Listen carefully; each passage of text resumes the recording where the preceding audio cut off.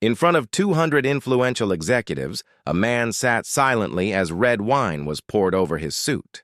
Everyone laughed, until they discovered he owned the billion-dollar deal they were about to sign. What followed stunned the entire ballroom forever.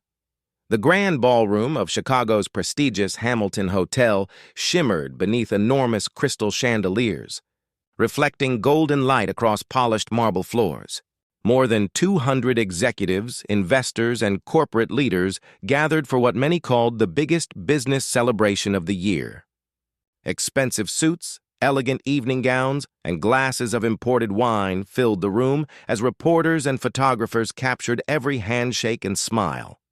Conversations buzzed with excitement because everyone believed they were only minutes away from witnessing the signing of a historic $1 billion partnership that would reshape the future of several major companies. Near the entrance, a man named Ethan Carter quietly stepped inside. Unlike most guests, he wasn't surrounded by assistants or security. He wore a simple navy blue suit, polished black shoes, and carried himself with calm confidence.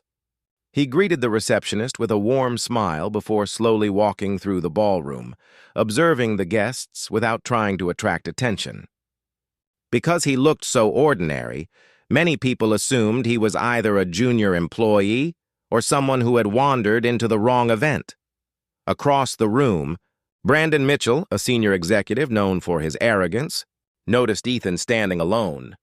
Wanting to entertain the people around him, Brandon smirked and whispered a joke that caused several nearby executives to laugh. He walked confidently toward Ethan just as a waiter carrying glasses of expensive red wine passed between them. Instead of moving aside, Brandon deliberately bumped the waiter with his shoulder. The tray tilted, and a full glass of deep red wine splashed directly across Ethan's jacket and white shirt. The ballroom fell silent for only a moment before laughter spread across the room. Brandon shrugged dramatically and said, "Maybe next time wear something that actually belongs at an event like this." A few guests chuckled while others looked away, uncomfortable but unwilling to speak. Ethan calmly looked down at the stain on his jacket, brushed away a few drops with a handkerchief, and quietly thanked the embarrassed waiter. Without showing anger or embarrassment, he lifted his eyes toward the crowd.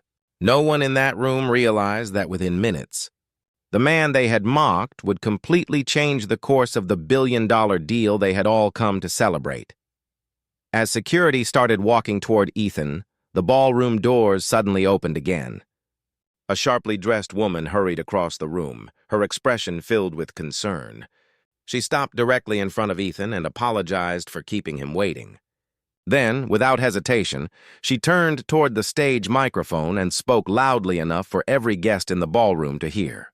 "Ladies and gentlemen, before we continue, I'd like to officially welcome the man whose vision and investment made tonight's partnership possible, Mr. Ethan Carter, founder and CEO of Carter Capital."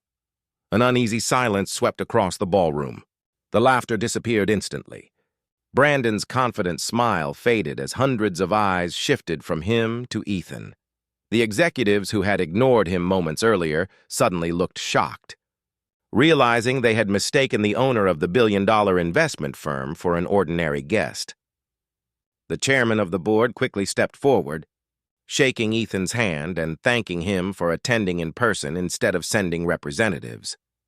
Brandon nervously approached Ethan, his face pale with embarrassment. "Mr. Carter, I'm deeply sorry," he stammered. "It was just a misunderstanding. Please accept my apology." Ethan looked at him calmly, showing neither anger nor satisfaction. "Mistakes happen," he said quietly. "But respect isn't something you offer only after discovering someone's title or wealth. It should be given to everyone."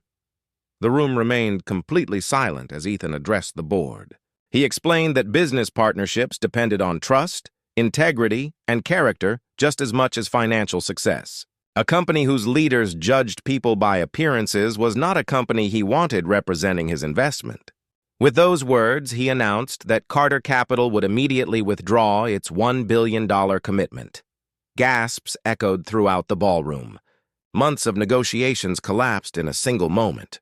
Brandon stood speechless, realizing his pride had cost everyone the opportunity of a lifetime. Ethan thanked the hotel staff, especially the waiter who had accidentally spilled the wine, wished everyone a good evening, and walked out with quiet dignity. The guests watched him leave, understanding too late that the greatest power in the room had belonged to the man they had underestimated from the very beginning.